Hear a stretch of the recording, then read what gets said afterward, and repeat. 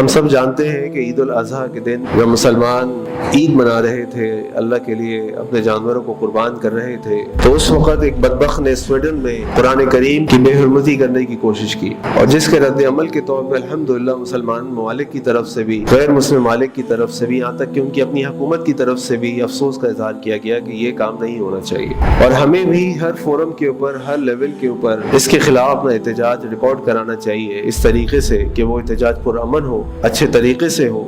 اور ایک مؤثر طریقے سے ہو، کہ نہ صرف یہ کہ آئندہ کبھی اس قسم کی حرکت نہ ہو، بلکہ یہ جو فریڈم آف سپیچ کا جعلی نعرہ ہے کہ جب ان کے خداؤں پر بات آتی ہے تو وہ فریڈم آف سپیچ کو بھول جاتے ہیں، اور جب مسلمانوں پر بات آتی ہے تو ان کو فریڈم آف سپیچ یاد آ جاتا ہے، یعنی آزادی حق رائے ان کو یاد آ جاتا ہے، جبکہ ہمارا دین اسلام تو ہمیں یہ کہتا ہے اپنے رب کی کبریائی بیان کرو اور ان کے جھوٹے خداؤں کو برا نہ کہو، کہیں ایسا نہ ہو کہ وہ لا علمی میں اور جہالت میں تمہارے خدا کو برا کہے، اور ہم اپنے اس قرآن کے اصول پر قائم و دائم ہیں الحمدللہ۔ نہ ہم کسی کی بے حرمتی کرتے ہیں، نہ ہم کسی کی بے عزتی کرتے ہیں، نہ ہم کسی کا مذاق اڑاتے ہیں، بلکہ ہم کہتے ہیں کہ بھائی لکم دینکم ولی دین، تمہیں تمہارا دین مبارک ہو، ہم اپنے دین کے اوپر الحمدللہ راضی اور خوشی ہے۔ یہ تو اس قرآن کی بے حرمتی کا ایک رخ ہے۔ وہ شخص جو سویڈن میں ہے جس نے اس قرآن کی بے حرمتی کی، اس سے سوال کیا جائے کہ بھائی یہ بتاؤ کہ تمہیں معلوم ہے کہ اللہ کون ہے؟ کیا تم اس کے احسانات کو جانتے ہو؟ کیا تم اس کی کبریائی کو، اس کی بڑائی کو، اس کی خدائی کے بارے میں جانتے ہو؟ تم اس کی حقانیت کے بارے میں جانتے ہو؟ تو میرا گمان یہ ہے، وہ کہے گا کہ بس میں نے اتنا ہی سنا ہے کہ ایک مسلمان ہوتا ہے، اس کا ایک رب ہوتا ہے، وہ ان کو رب مانتا ہے، اور مسلمان جو ہے دنیا میں معاذ اللہ دہشت گردی پھیلاتے ہیں، مسلمان جو ہے وہ دنیا میں یہ کرتے ہیں، یہ کرتے ہیں، یہ کرتے ہیں، اور ان سے کسی کو کوئی خیر نہیں ملتی، اس لیے میں نے اشتعال میں آ کر ایسا کام کیا،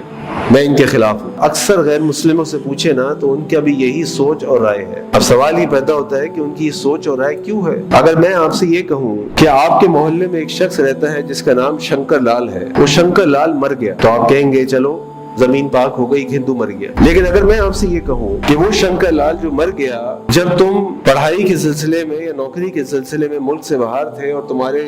بوڑھے ماں باپ محلے میں رہتے تھے، تو ایک دن تمہارے باپ کی طبیعت شدید خراب ہو گئی، رات کو وہ شنکر لال جو ان کا پڑوسی تھا، وہ رات کو تمہارے باپ کو ہسپتال میں لے کر گیا۔ ہسپتال کے اخراجات تھے، تمہاری ماں کے پاس وہ پیسے نہیں تھے کہ وہ انتظام کرتی، اس نے اپنی جیب سے وہ اخراجات ادا کیے، حتیٰ کہ اس کے اپنے گھر میں ضرورت تھی اس کی، اور وہ اس وقت تک تمہارے باپ کی خدمت کرتا رہا جب تک تمہارا باپ ہسپتال سے صحت کے ساتھ واپس نہیں آ گیا۔ اور اب تمہیں بتایا جائے کہ وہ شنکر لال مر گیا، تو اب تمہارا شنکر لال کے بارے میں کیا خیال ہوگا؟ کیا دنیا والوں کو پتہ ہے کہ اللہ اور اس کے رسول صلی اللہ علیہ وسلم نے اس دنیا پر کیا احسانات کیے؟ کیا ہم نے ان تک یہ پیغام، یہ میسج پہنچایا ہے کہ نبی کریم صلی اللہ علیہ وسلم وہ تھے کہ جب انسان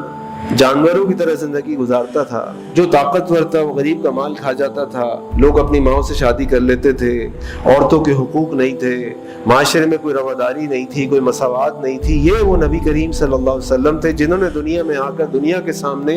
اسلام کو پیش کیا کہ دنیا ایسے نہیں چلے گی، اس دنیا میں اللہ کا دین قائم ہوگا۔ اللہ کا دین یہ ہے کہ تمام انسان اللہ کی نظر میں برابر ہے، اور صرف اسی کی عزت زیادہ ہے جس کے پاس تقویٰ ہے، اور تقویٰ انسان کے دل میں ہوتا ہے۔ کوئی چوری کرے گا تو اس کے ہاتھ کاٹ دیے جائیں گے، کیونکہ وہ مال اس کا ہے، کسی کا مال کوئی زبردستی ہتھیا نہیں سکتا، لہذا جس نے کسی کا مال کھایا اس کے ہاتھ کاٹ دیے جائیں گے، جس نے کسی کو قتل کیا اس کی گردن اڑا دی جائے گی۔ یہ اس کائنات کے اوپر، اس دنیا کے لوگوں پر کم احسانات ہیں یہ تعلیمات، اور اللہ کے نبی صلی اللہ علیہ وسلم نے ان کو ثابت کر کے، قائم کر کے دنیا کو ثابت کیا کہ یہ قانون قائم ہو سکتے ہیں، اور اس کے مطابق جب انسان زندگی گزارے تو ہر انسان کی جان، مال و عزت محفوظ ہو جاتی ہے۔ تو جب آپ دنیا کے لوگوں کو یہ بتائیں گے نہیں کہ اللہ کون ہے، اللہ کی بڑائی کیا ہے، اللہ کے احسانات کیا ہیں، رسول اللہ صلی اللہ علیہ وسلم کون ہے، تو ایک سویڈن میں رہنے والا شخص جس کو سویڈش زبان آتی ہو، جس نے عربی کبھی سنی نہ ہو، اس محمد کے نام سے کیا سمجھے گا صلی اللہ علیہ وسلم؟ وہ اس اللہ کے نام سے کیا مطلب لے گا؟ وہ اس قرآن کو کیا پڑھے گا؟ آپ اس کو چھوڑ دیں۔ اگر آج مجھ سے پوچھا جائے کہ تم کیا قرآن کے جو 30 پارے ہیں اس کے ترجمے کو پڑھ سکتے ہو عبادت کے ساتھ؟ کوئی مجھ سے سوال کرے کہ تم اپنی زندگی میں کتنا وقت تم نے آج تک لگایا ہے اس قرآن کو، اس اسلام کو سمجھنے کے لیے، پڑھنے کے لیے، عمل کرنے کے لیے جتنا تم ہم سے کہتے ہو، تو میرا جواب کیا ہوگا؟ اس قرآن کی بے حرمتی کو ہم وہ تو دیکھتے ہیں کہ اس نے معاذ اللہ تعالیٰ ایسے ناپاک عزائم سے دنیا کو محفوظ رکھے کہ قرآن کو جلا دیا، لیکن روز جو قرآن کی بے حرمتی ہمارے اپنے گھروں میں ہو رہی ہوتی ہے، ہماری زندگی میں ہو رہی ہوتی ہے، کبھی اس کے بارے میں ہم نے سوچا؟ روز فجر کی اذان ہوتی ہے ہمارے محلوں میں، اللہ کا شکر ہے اس پاکستان کے اندر ہمارے کانوں میں اللہ اکبر کی صدائیں آتی ہیں، لیکن فجر کی نماز میں ہماری مسجدیں خالی ہوتی ہیں۔ قرآن میں اللہ تعالیٰ بعد میں فرماتے ہیں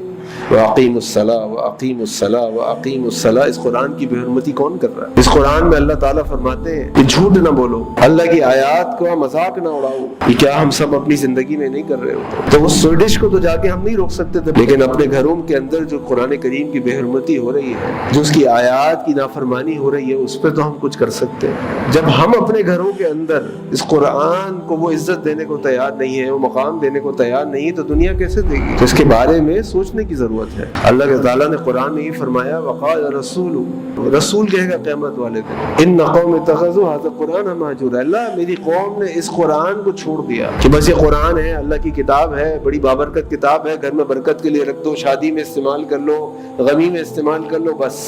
نہ کھول کے دیکھنا، نہ اس کو پڑھنا، نہ اس کو سمجھنا، نہ اس پہ عمل کرنا، نہ اس کے پیغام کو پہنچانا،